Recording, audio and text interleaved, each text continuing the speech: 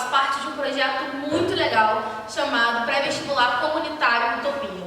A gente está disponibilizando conteúdo para que a galera tenha acesso e consiga ter uma nota legal no Enem e consiga prestar o vestibular, ok? Eu vou estar junto com vocês no projeto, dando aulas de Sociologia junto com alguns companheiros, professor Maurício e o professor Iago.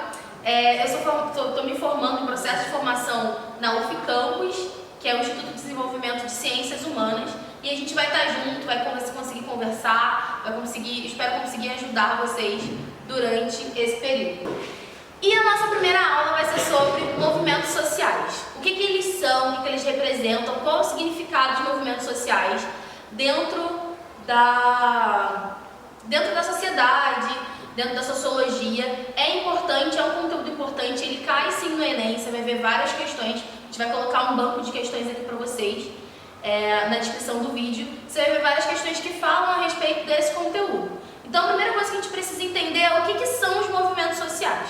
Os movimentos sociais são a manifestação das pessoas para conquistar e legitimizar os seus direitos. Então, os movimentos sociais são manifestações de um grupo, seja ele de minorias ou de maiorias, para conquistar e consolidar os seus direitos, ok? E aí, os movimentos sociais, existem vários movimentos sociais, mas existem 5 muito importantes. O primeiro deles foi o movimento trabalhista, e aí depois a gente tem o movimento negro, a gente tem o movimento feminista e a gente tem o movimento estudantil, que também é muito importante. E aí o movimento feminista, a gente tem umas variações do movimento feminista negro e o movimento feminista, tá? E a gente vai falando deles ao longo de todo esse conteúdo. Então já entendemos o que são os movimentos sociais. São movimentos dentro da sociedade, de parte da população, que quer defender os seus próprios direitos. O que nós temos como exemplo de movimentos sociais? Um grupo de estudantes que querem conseguir chegar na escola com o ônibus. Eles têm direito à gratuidade do ônibus, só que a empresa do ônibus acha que eles não têm esse direito. Eles precisam apresentar um documento ou eles precisam apresentar o Rio Card estudantil. Esse movimento vai começar para garantir o direito dos estudantes de conseguirem acessar a escola com o ônibus, chegarem até a escola e até em casa. E como é que eles vão fazer isso? Eles vão fazer uma série de atividades, eles vão fazer reuniões, eles vão fazer manifestações, paralisações, até que seu direito seja garantido. Então isso é um movimento social, é a garantia, é um movimento, é uma manifestação que garante os direitos que já são da pessoa, entendeu? Já são dos indivíduos, dessa parte da população. Para que eles servem exatamente para isso, tá? Você vai ter várias reivindicações e elas precisam ser defendidas. Então, o movimento social serve para defender os direitos. E eles têm participação política, eles podem estar associados a partidos políticos? Sim, eles até podem, mas não necessariamente eles precisam estar vinculados a um partido político, a uma organização política partidária, para eles estarem funcionando, ok? Então para começar, a gente vai falar sobre o movimento social mais antigo que existe, que é o movimento trabalhista, tá? A gente vai entender primeiro a concepção do trabalho, que no século III a.C., o trabalho não era uma coisa legal, assim. Hoje a gente fala que o trabalho dignifica o homem, né? O homem é dignificado a partir do trabalho. E aí tem várias formas de a gente expressar isso. Uma delas o seu avô trabalha desde os 8 anos de idade, tem trabalho rural, enfim. Só que não era assim. Existiu um momento em que não foi assim. E a gente vai falar desse momento, que é na Grécia Antiga, e o trabalho era visto de uma forma pejorativa. Na verdade, só exercia uma função de trabalho quem não tinha capacidade intelectual, ou seja lá, qualquer outra capacidade, para trabalhar nas artes e para trabalhar na política, para estar inserido no meio político. E aí essa pessoa só restava para a servidão e para a escravidão. Então o trabalho era voltado somente para os servos e os escravos, tá? E aí Platão vai dizer isso, que o homem próprio de bem nascido, né, ele despreza o trabalho justamente porque ele entendia que essa não era a função dele. Ele só tinha vindo ao mundo para estar envolvido com a política e para fazer parte das artes, tá? No século XIX, o trabalho, ele passa por uma grande evolução no trabalho, e aí ele chega até o século XIX, que é onde existe esse movimento trabalhista, onde ele começa a existir de fato. No século XIX, a classe operária, ela vivia em condições assim muito precárias. Primeiro que existia uma superlotação nas grandes cidades, porque antes a produção de capital, a produção era rural, e aí depois começam a existir as grandes indústrias, e aí essa galera que trabalhava no campo, ela passa a vir para as cidades para trabalhar nas grandes fábricas. E aí existe uma superlotação. Então, para além de eles estarem com superlotação, eles tinham uma carga horária de trabalho de 18 horas por dia. Então, tu imagina, você trabalha 18 horas por dia, não tem direito a salário mínimo, não tem dinheiro a férias remuneradas, nem a folga remunerada. Era um trabalho exaustivo. Para além disso, eles não tinham direito à moradia. A moradia era oferecida pelo dono da fábrica. Então, existiam as vilas operárias, que, como eu falei, eram superlotadas, geralmente era um cômodo com mais de 2 ou 3 famílias, e todo mundo dividindo ali o mesmo espaço, e com esgoto a céu aberto. Era propício ter muitas doenças, né? Porque esgoto a céu aberto, eles comem junto com os ratos, enfim. Era uma situação muito precária, uma situação desumana, fora a situação de trabalho, porque eles trabalhavam também nessas condições insalubres e desumanas. Então, 16 horas de trabalho por dia. São 16 horas de trabalho, sem remuneração, e aí eu estou falando somente do homem operário. Quando a gente vai ver mais para frente, as mulheres e as crianças também eram envolvidas nessas condições de trabalho e recebiam menos. Então, assim, o homem operário, ele já ganhava muito pouco e trabalhava demais. E viviam nessas condições. E aí a gente pega as mulheres e as crianças que também eram expostas a essa condição, só que para receber menos. Então, a revolução, o movimento trabalhista, ele se dá por causa dessas condições de trabalho, mais alguns agravantes, que é onde a gente vai chegar agora.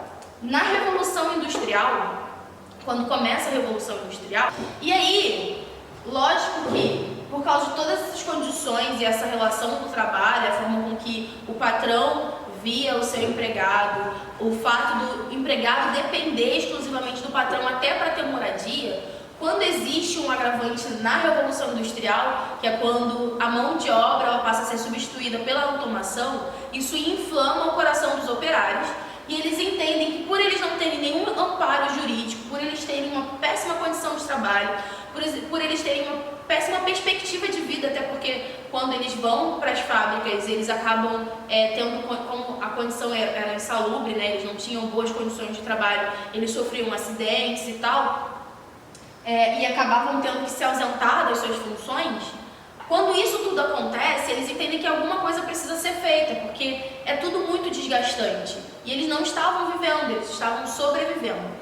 E aí é quando o movimento trabalhista dá início e as situações, né, vão sendo agravadas para que haja mudança. Então, o movimento trabalhista se propõe melhores condições de trabalho, melhores condições de remuneração, melhores condições para que o seu trabalhador consiga viver e não sobreviver. Porque ali ele está completamente dependente do patrão, para comer, para vestir, para morar. E aí, se ele perde o emprego por causa de uma máquina, ele é jogado à própria sorte, tá? E a gente vai falando disso, principalmente como isso aconteceu aqui no Brasil. Aqui no Brasil a gente tem essa condição de trabalho, a gente tem a nova relação de trabalho pós-revolução industrial, que é o que a gente vai tratar agora. Então, como eu estava dizendo, no Brasil, o movimento trabalhista ele existe por causa de outras condições, mas ele efetivamente vai existir muito mais tarde, tá? Essas mudanças sobre a relação de trabalho, elas vão existir muito mais tarde. Por quê?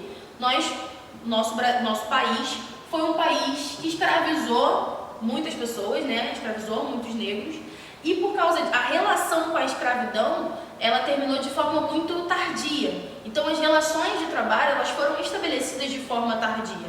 A Revolução Industrial aqui no nosso país foi estabelecida de outras formas e uma forma muito mais atrasada comparada aos outros países, tá?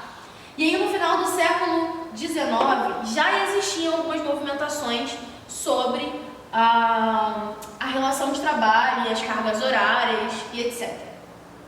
A Liga Operária, ela primeiro passa a existir no Rio de Janeiro, passa a existir para que as pessoas consigam reivindicar alguns direitos, mas não eram todos e nem tinha garantia de que isso realmente seria feito, porque não existia nada previsto em Constituição, uma Constituição legítima que favorecesse os trabalhadores. A ideia era somente o favorecimento do lucro, de quem queria ter lucro. Então, a relação de trabalho, ela girava em torno do lucro apenas. As condições de trabalho, a carga horária, ela não era em função do trabalhador. O trabalhador ele não era visto como pessoa, como indivíduo. Ele era visto apenas como objeto, um meio de ter acúmulo de capital, acúmulo de lucro, tá? E aí existia a Liga Operária, ela vai tentar reduzir a carga horária de 16 horas para 10 horas, num curto período de tempo até consegue fazer isso, né? Diminuir a carga horária.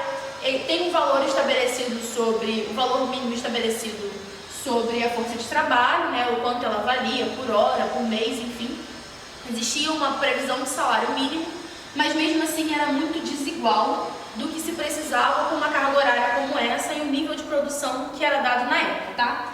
E aí a gente tem o governo Vargas, com a Constituição de 1934, e depois a Constituição mesmo trabalhista, pensada a favor dos trabalhadores, vai ser em 1943, 1º de maio de 1943, que é quando existe a consolidação das leis do trabalho, a CLT, que aí dá aquele início àquela carteirinha, aquela carteira de trabalho que a gente já conhece, com assinatura, com direito a férias, a 13º, a salário mínimo, a férias remuneradas, a folga semanal remunerada. Então tudo isso vai passar a existir na era Vargas, no governo de Vargas, tá? De Getúlio Vargas. E aí também existe um jogo político aqui, que a gente pode falar posteriormente, vocês vão ver provavelmente em história, que fala sobre como ele era visto pela população, ele era conhecido como o pai dos pobres, e também Vargas entra numa narrativa de que essa questão da CLT não era, como eu já falei, não era uma questão sobre a situação econômica do país e a relação de trabalho, mas sim era uma questão social. Então o movimento trabalhista, ele vem para manter e para garantir os direitos dos trabalhadores nessa época, e é um movimento que se estende até os dias de hoje. Por exemplo, depois ele vai abrir para uma vertente que são as empregadas domésticas, que são os trabalhadores de transporte público, também faz parte do movimento trabalhista, mas são outras vertentes dentro desse mesmo movimento, que é da garantia do direito da classe trabalhadora. Então, o segundo movimento antigo também, movimento social antigo, é o movimento negro, um movimento de muita importância. Primeiro que a gente vai falar sobre a colonização do Brasil e de outros países, mas principalmente do Brasil. A gente entende, Pedro Álvares Cabral chegou no Brasil, falou que descobriu o Brasil, enfim, e aí precisava colonizar esse espaço. Na verdade não precisava, né, porque já existia um povo, uma civilização aqui, mas mesmo assim ele achou que ele era o centro do universo e aí ele queria colonizar o Brasil. E aí ele foi em outros países, em outros povos, para buscar alguém que trabalhasse para ele nesse sentido, né? A gente vai falando assim para ver se a gente consegue entender todo esse trajeto. A primeira coisa que é importante ressaltar é que no Brasil, o Brasil não estava abandonado. Então não existe descoberta do que estava abandonado. O Brasil tinha uma civilização, existia um povo que morava aqui, que se organizava da forma com que eles achavam que deveria ser, da forma original das coisas. E o povo que eles foram buscar para trazer para cá também tinha uma civilização. Existiam governos, existiam príncipes no meio desse povo, existiam religiões e etc. Então, nem quem estava na África e foi trazido para cá era uma pessoa abandonada que estava lá na rede esperando que alguém fizesse alguma coisa por ela, porque ela estava aflita, e nem o povo daqui estava aflito e precisava de ajuda. Ele só foi o intrometido mesmo, tá? E aí ele chega aqui, vai lá na África, pega um monte de gente, traz pra cá e escraviza essas pessoas. Os navios negreiros, que vocês já sabem dessa história, você já ouviu isso em história, inclusive, os navios negreiros foram superlotados, muitas pessoas morreram, doentes, de fome, etc. E trouxeram elas pra cá para viver em escravidão e violência, tá? E aí, a partir desse momento aqui, é que começa o movimento negro no Brasil. Esse movimento, ele começa de forma clandestina, porque as pessoas eram vendidas como escravos, então se imaginava as condições que essas pessoas viviam, tá? E eram violentadas e agredidas diariamente, tinham suas funções. E para você ter uma noção de como a escravidão foi cruel, e aí muita gente vai falar por aí que é mimimi, mas como a escravidão foi cruel, as mães não tinham direito, as mães, mulheres negras escravizadas não tinham direito de amamentar os seus próprios filhos, tá? Se a senhora da casa tivesse filhos, elas tinham que dar o seu leite para os filhos das senhoras e não para os seus próprios filhos. Elas só poderiam amamentar os filhos da senhora. Então, até o leite da mulher negra escravizada foi retirado dela e ela não pôde amamentar os seus filhos. Então, o nível de violência durante o período da escravidão é muito grande. E aí, com os movimentos de quilombos, né, as fugas das fazendas e tal, já se surgia o movimento negro, os primeiros sinais do movimento negro, que ia ter muito mais força posteriormente. Em 13 de maio de 1988, tem a lei que liberta esses escravos. Porém, essa lei não é uma lei de uma pessoa que ficou muito boazinha e resolveu libertar os escravos. Ela tem um sentido um pouco mais macabro que vocês também vão ver em história, mas a gente já está dando uma pincelada para ninguém chegar lá desavisado, tá? Então, assim, essa lei dá o direito de liberdade para esses que antes eram escravizados, mas não dá o direito para eles de viverem. Porque todos os escravos que foram tirados de suas terras, de suas civilizações, que não falavam a língua que os portugueses falavam, que tiveram que aprender um novo idioma e se adaptar a uma realidade de vida, agora estavam jogados à própria sorte. Vocês lembram do movimento trabalhista quando a gente falou sobre o trabalhador que não tinha nenhum direito e não tinha nenhum amparo jurídico e era jogado à própria sorte quando o patrão mandava embora, porque ele queria substituir a mão de obra? É a mesma coisa que acontece aqui. O negro, a negra escravizado aqui, ele é jogado à própria sorte. E aí ele precisa arranjar uma forma de sobreviver no meio dessa loucura aqui. E aí a violência e a escravidão não se ausentam depois da lei que foi assinada. Porque essas pessoas iriam viver como? Iriam comer, iriam morar onde? Da mesma forma que eles se amontoavam, porque a palavra é exatamente essa, eles iam para um lugar e se amontoavam lá na esperança de conseguir se organizar e viver de alguma forma, e sobreviver de alguma forma. Alguns deles voltavam para os seus senhores, voltavam para aqueles que os davam trabalho, de certa forma, né? Onde eles poderiam comer, onde eles poderiam ter abrigo. Então, as mulheres, dentro desse contexto aqui, as mulheres acabavam tendo que lavar a roupa das casas, de fazer comida, de cuidar das crianças, de fazer a higienização da casa, a limpeza da casa. E os que eram escravos, homens que eram escravos e agora estavam libertos, voltavam para trabalhar no campo. Então, assim, era uma lei que libertava entre aspas, mas eles continuavam em situação de escravidão agora porque não tinham como sobreviver. Eles não tinham direitos como cidadãos dentro dessa sociedade. E aí, uma das formas que o movimento negro vai se apresentar é a imprensa negra paulista. Essa imprensa é para denunciar, muitas vezes, o que acontecia com os negros durante a sociedade, todos os atos de violência, de prisão, porque existia na Constituição a lei da vadiagem, o negro que não estivesse trabalhando, o preto que não tivesse um trabalho, uma função, se ele estivesse vagando pela cidade, se ele estivesse jogando capoeira, se ele estivesse tocando qualquer tipo de música, se ele estivesse fazendo um samba, ele era preso pela lei da vadiagem, entendeu? E essa lei ficou funcionando aí durante muito tempo. E se eu não me engano, até hoje ela existe na nossa Constituição, mas isso é história para outro pano. E aí acontece também a Frente Negra Paulista, que é no século XIX, se eu não me engano. Então, a imprensa negra paulista denunciava em 1931.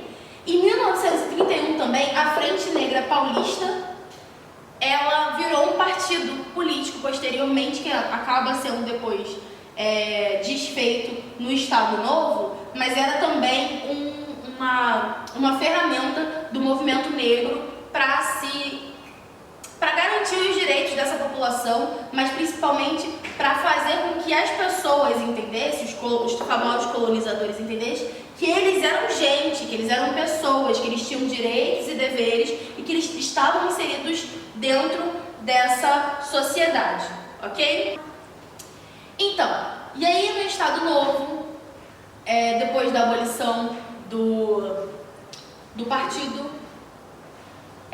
no Estado Novo, depois que a Frente Negra Brasileira foi eliminada como partido político, a gente tem uma outra construção, ajeitando as calças falando, a gente tem uma outra construção sobre o movimento negro, que a gente está entendendo, que eles estavam entendendo que precisavam fazer uma movimentação para garantir os direitos civis, porque eles tentaram fazer isso com a Frente Negra no Brasil e não deu certo, porque a primeira oportunidade que eles tiveram, eles acabaram com a Frente Negra Brasileira, dizendo que não existe representatividade na política para essa parte da população, para a parte negra, a parte que foi...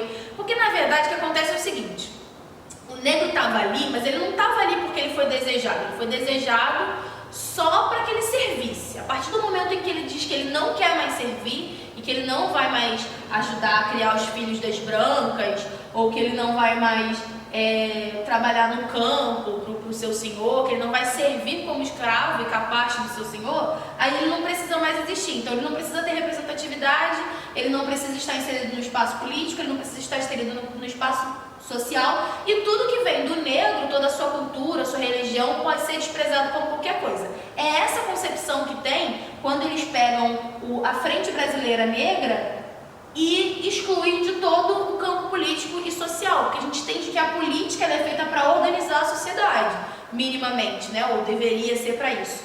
E aí essa representatividade dentro do meio social é excluída, tá?